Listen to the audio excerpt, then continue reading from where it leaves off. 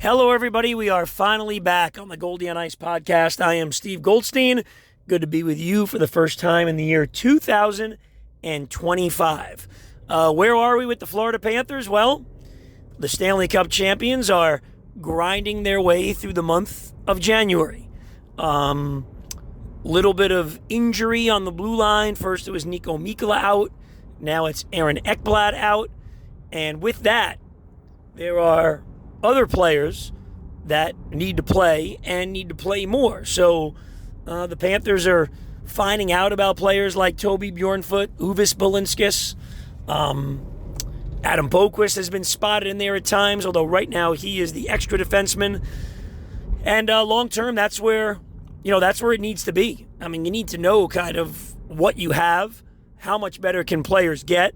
As we know, there's been over and over again tremendous improvement from within with this Panther team, both with players that they've brought in, veterans in the immediacy, a guy like Jesper Boquist this year, and players that have just gotten better year over year. So, Nate Schmidt is playing his best hockey that he has played so far, and Dmitry Kulikov has stepped up in a big way. So it's interesting because the Panthers, are going right around 500 the last number of weeks here since, late December. But when you look at what they're doing at even strength, they kind of resemble a team that played so well in the playoffs the last couple of years. And, when you win in the playoffs and you win games and you win the Stanley Cup, you kind of forget anything that happened that wasn't a major positive. Let's keep in mind, last 2 years in the Stanley Cup final, Florida Panthers played a dozen games. They were blown out in some. It wasn't like one or two. They got beat badly a few times, including last year, Game 6 in Edmonton. So, it's easy to forget and just think, oh, we won it all, and how come, 82-game regular season, a team isn't playing like that all the time? Well, that wasn't quite the case last year. So I think it's a team going through a maturing process. You're still working in some new players. It's developing its own culture. The last couple of years, you've lost some big personality guys out of the room. Patrick Hornquist out of the room, guys like Gudis and Lomberg and Montour, and it's just a maturation progress of how a team goes about evolving. And I think they're going through that. Now, one of the biggest things when you talk about the way they're playing and the style, which, for example, they lose to Detroit 2 games ago. The analytics in that game were off the chart. I think scoring chances were 25-6. Slot chances at even strength were 18-8. The penalty kill struggled, and they took some bad penalties. So you kind of have to see the forest through the trees. And for the last 3 weeks, talking to Coach Paul Maurice, he's good with it. He's fine with it. He likes the way they're playing. He likes these low-scoring playoff-type games where, you're really not giving up much. Now, the game against Anaheim on Saturday night, the Ducks did get a couple of high-quality chances. Mason McTavish in the first period stopped twice, breakaway save, and then the follow. And then in the second period, which I think really turned that game, it was still scoreless. The Panthers finally got themselves a power play, and Frank Vetrano gets a breakaway. Same as the McTavish chances in the first. Breakaway, save, rebound, save, and then 2 more rebounds. Where another Ducks player had chances. Knight had to make 4 saves in one sequence. And I thought when he kept that game scoreless at that point, it was, okay, this guy is on top of his game tonight, and literally just get a goal or two, and it's probably going to be enough. And that's what ended up happening. So, the Panthers are still in second place in the division. I know for some people, you look at the standings and you look at the non-playoff teams, you like to have a separation of 10 or 12 points. Not the case right now. It's more like a 3 or 4 game lead.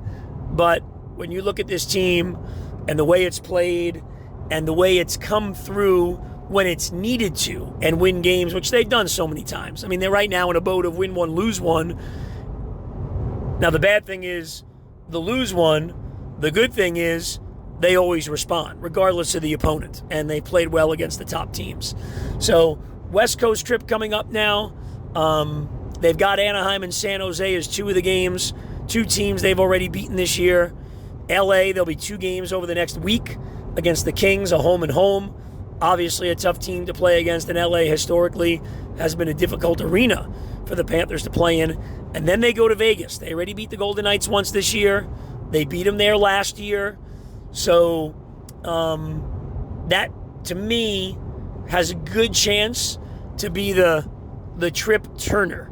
You want to go at least 500, but obviously you like to be a little bit above, and that means getting some points out of LA and getting some points out of Vegas. Then they come home, LA, Chicago, and the Islanders. So those are the next 2 weeks for the Panthers. The schedule, look, anybody can beat anybody in the NHL now. And as we know, when the Panthers are not on top of their game, anybody can beat them.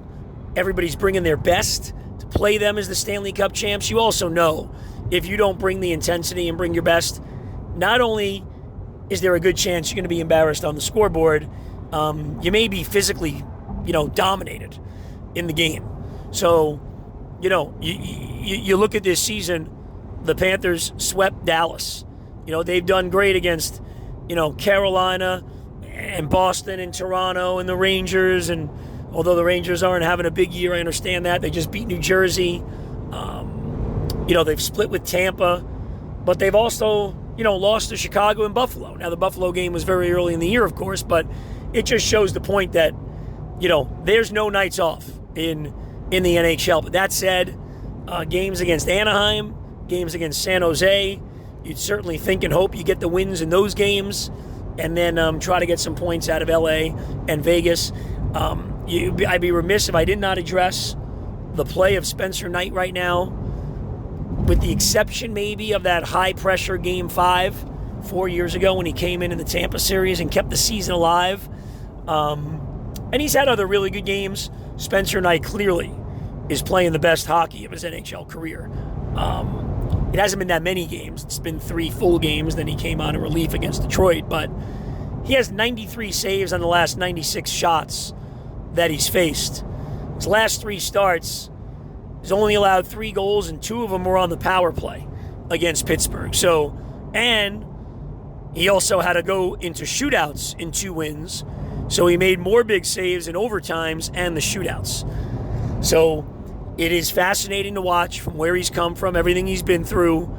Still only 23 years old, to see Knight playing the way he is. And that's why this week is so interesting, because, you get flashes, right, from players all the time in all of sports. A flash, a snapshot of, wow, that was great. But can you sustain it? And when things aren't going great, can you navigate through it? He's done that, but again, it's relatively a small sample size. 3 games over the last 3 weeks started.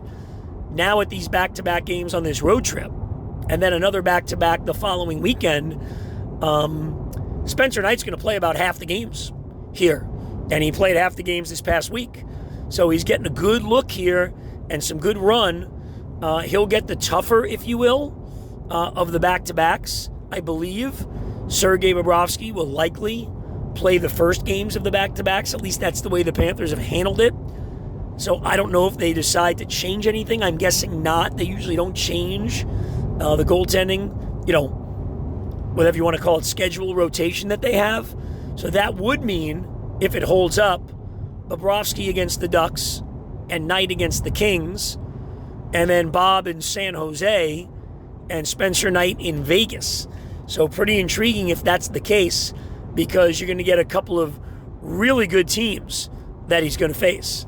And he was outstanding on the road in New Jersey in that game. So I think it's a real interesting week/2 weeks in the Panther net. But what Knight is doing right now, you are seeing that physical ability just take over. No part of the plan there. Hey, just think less, react, stop the puck. And he is so good physically. He's so explosive down low. It's almost impossible to beat him down low when he goes side to side. So it's been really fun to watch Spencer Knight do what he's doing of late. All right, that'll do it for this edition of the Goldie on Ice podcast. We will be back with you in short order.